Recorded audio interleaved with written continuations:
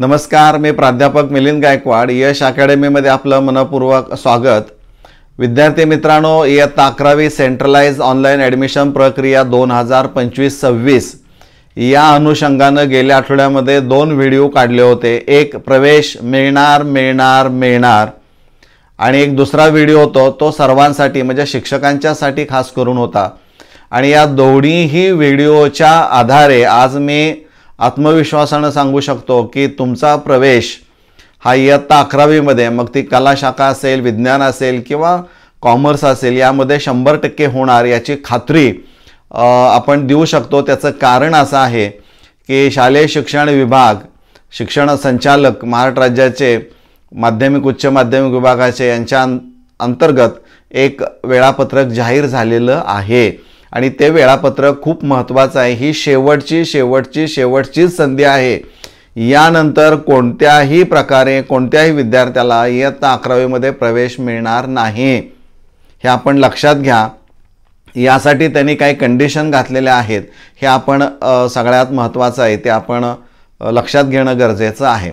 सर्वप्रथम मी आपणाला सांगू इच्छितो की मी जे काही यापूर्वी 2 व्हिडिओज काढले त्यामध्ये उल्लेख केला होता की शिक्षकांनी विद्यार्थी जे आपल्याकडे अप्रोच होणार आहेत त्यांचे अर्ज घेणं, त्यांचे दाखले घेणं, ओरिजिनल मार्कलिस्ट घेणं, त्यांची यादी तयार करून ही शिक्षण उपसंचालकांच्याकडे सादर करणं, हा एक उठाव राज्यातून होणं अपेक्षित होतं. त्या अनुषंगानेही मी चर्चा केली होती. महाराष्ट्र राज्याचे महासंघाचे म्हणजे कनिष्ठ महाविद्यालयीन महासंघ जो असणार आहे त्या महासंघाचे राज्याचे अध्यक्ष डॉक्टर संजयजी शिंदे सर यांना मी व्यक्तिगत फोन केला होता की सर असं आहे आणि यासाठी आपल्याला काही प्रयत्न करावा लागेल. तर त्यावेळी त्यांनी शब्द दिला होता की प्रत्येक विद्यार्थ्याला प्रवेश मिळणार, प्रत्येक विद्यार्थ्याला 11वीमध्ये सामावून घेतलं जाईल, अशा पद्धतीचं आश्वासन त्यांनी दिलं होतं. आणि त्या पद्धतीनं त्यांनी वरच्या पातळीवर चर्चा करून एक नवीन वेळापत्रक की शेवटची संधी म्हणून आता ते जाहीर झालेलं आहे, हे आपल्याला माहीत असणं गरजेचं आहे. आता या वेळापत्रकामध्ये त्यांनी अंतिम विशेष फेरी वेळापत्रक असं म्हटलेलं आहे. खास करून विद्यार्थ्यांच्यासाठी सांगतो आणि पालकांच्यासाठी की दिनांक 22 सप्टेंबर 2025 रोजी सायंकाळी 5 वाजल्यापासून ते 23 सप्टेंबर 2025 सायंकाळी 5 वाजेपर्यंत, म्हणजे 22 सप्टेंबर सायंकाळी 5 आणि 23 सप्टेंबर सायंकाळी 5 या कालावधीमध्ये आपल्याला नेमकं काय करायचं आहे बघा.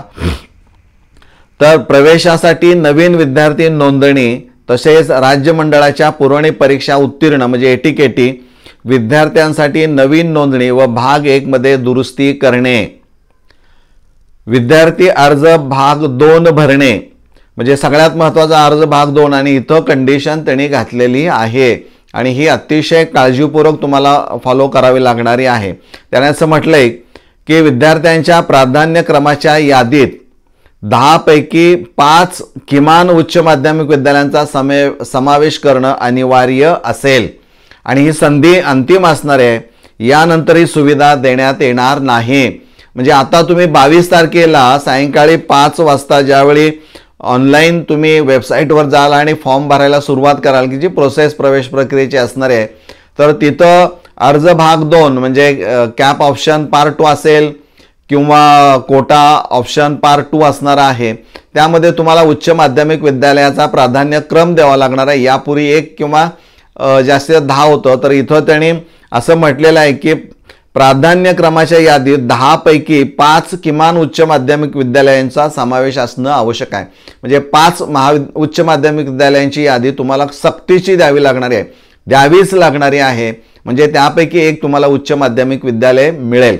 आता हे 5 उच्च माध्यमिक विद्यालयांची यादी तुमची परफेक्ट असायला पाहिजे आणि याचा बारकाईनं अभ्यास आता बऱ्यापैकी तुम्हाला माहीत झाली, त्यामुळे बारकाईनं अभ्यास करून स्वतः त्या ज्या विद्यार्थ्यांना भरता येईल ऑनलाईन त्यांनी भरा वैयक्तिक, किंवा जे नेट कॅफेमध्ये जाणार आहेत त्यांनी प्रत्यक्ष स्क्रीनवर सगळं बघा काय होतंय ते त्याप्रमाणे आणि प्रिंट काढून मग ते सबमिट करा, म्हणजे लॉक करा. हे सगळ्यात काळजीपूर्वक करणं गरजेचं आहे. कारण यानंतर पुन्हा तुम्ही डेप्युटी डायरेक्टरकडे गेला किंवा कुठे गेला तर तुम्हाला ती संधी मिळणार नाही. फार प्रयत्न करून वरच्या पातळीवर हे तुम्हाला संधी उपलब्ध करून दिलेली आहे. त्यामुळे ही शेवटची संधी आहे. त्यानंतर 24 सप्टेंबर 2025 रोजी सकाळी 10 वाजल्यापासून ते 25 सप्टेंबर 2025 रोजी सायंकाळी 6 वाजेपर्यंत तुम्हाला प्रवेश घ्यायचा आहे. म्हणजे 24 सप्टेंबर 2025 रोजी सकाळी 10 वाजता किंवा त्याच्या आदल्या दिवशी म्हणा किंवा सकाळी त्या 10 वाजायच्या अगोदर आपण असं म्हणूया की विद्यार्थ्यांना त्यांच्या लॉग इन मधून कोणतं उच्च माध्यमिक विद्यालय मिळालेलं आहे ती अलॉटमेंट तुम्हाला यादी पाहायला मिळेल, ते नाव पाहायला मिळेल. यादी उच्च माध्यमिक विद्यालयामध्ये जाईल, पण व्यक्तिगत कोणतं उच्च माध्यमिक विद्यालय मिळालं आहे ते नाव तुम्हाला लॉग इन मधून गेल्यानंतर किंवा ॲप्लिकेशन नंबर डायरेक्ट टाकला तरी ते मिळू शकेल. ते 24 सप्टेंबरला मिळेल आणि त्याच दिवशी तुम्ही प्रवेश घ्यायचा आहे. तो 100% घ्यायचा आहे. आता ज्यांना शाखा बदलायची आहे, आता इथं प्रवेश प्रक्रिया रद्द करणे वगैरे हा प्रकार आता यामध्ये काही राहिलेलं नाही. आता हे कुणी विचारू नका, जे मिळेल ते तुम्हाला आता घ्यावं लागणार आहे. बऱ्याच अडचणी याच्यामध्ये येऊ शकतात, त्यामुळे इथं प्रवेश रद्द करण्याच्या अनुषंगानं कुठेही उल्लेख इथं नाही आहे. त्यामुळं आपण सावध राहणं गरजेचं आहे. हे फक्त विद्यार्थ्यांच्यासाठी सांगितलेलं आहे. शिक्षकांच्यासाठी किंवा कनिष्ठ महाविद्यालयाची नोंदणी करण्यासाठी कोटा काही जागा राहिला ते प्रस्थापित करण्यासाठी त्यांनी ते दिलेलं आहे ते विद्यार्थ्यांसाठी लागू नाही. ते उच्च माध्यमिक विद्यालयाचे शिक्षक ते वेळापत्रक पाहिल्यानंतर प्रोसिजर करतील. सरते शेवटी तुम्हाला हे जे वेळापत्रक असणार आहे ते PDF लिंक फॉर्ममध्ये तुम्हाला डिस्क्रिप्शन बॉक्समध्ये दिलं जाईल. ते तुम्ही मागवून घ्या किंवा वेबसाईटवर तुम्हाला ते पाहायला देखील मिळेल. म्हणजे पुन्हा एकदा राज्य महासंघाचे म्हणजे कनिष्ठ महाविद्यालय महासंघाचे महाराष्ट्र राज्याचे जे काय राज्याचे अध्यक्ष आहेत डॉक्टर संजय शिंदे यांचं पुन्हा एकदा मी व्यक्तिगत आभार मानतो. कारण मी पर्सनली त्यांना फोन केला होता. एकदा मीटिंग चालू होती पुण्यामध्ये, त्यावेळेस म्हणले सर 10 मिनिटानंतर करा आणि त्यानंतर चर्चा केल्यानंतर त्यांनी एका वाक्यामध्ये सांगितलं आणि ते आज त्याप्रमाणे सिद्ध झालेलं आपल्याला ते पाहायला मिळत आहे. त्यामुळे पुन्हा एकदा त्यांचं हार्दिक अभिनंदन. सर्व कनिष्ठ महाविद्यालयीन जिल्हास्तरीय ज्या काही संघटना असणाऱ्या आहेत कनिष्ठ महाविद्यालयीन शिक्षक संघटना, त्या सर्वांचे आभार. आपल्याकडे येणारे विद्यार्थी त्यांना प्रवेश द्या, त्यांना त्यासाठी उद्युक्त करा. जेवढं तुम्हाला सहकार्य करून जेवढे विद्यार्थी आता सामावून घेता येतील तेवढे विद्यार्थी सामावून घ्या. कारण 30 तारखेच्या आत ह्या सगळ्या गोष्टी तुम्हाला पूर्ण कराव्या लागणाऱ्या आहेत. संच मान्यता आहे, बाकीच्या गोष्टी तुमच्या सुरू झालेल्या आहेत. त्यामुळे पुन्हा कोणत्याही प्रकारची फेरी आयोजित करण्यात येणार नाही. तुम्ही किती विनंती केली तर ते शक्य होणार नाही, हे लक्षात घ्या. आणि हे सगळ्यांच्यापर्यंत पोहोचवा. ही गुड न्यूज जी असणार आहे ते सगळ्यांच्यापर्यंत पोहोचवा. आनंदाची बातमी आहे म्हणायला काही हरकत नाही. धन्यवाद.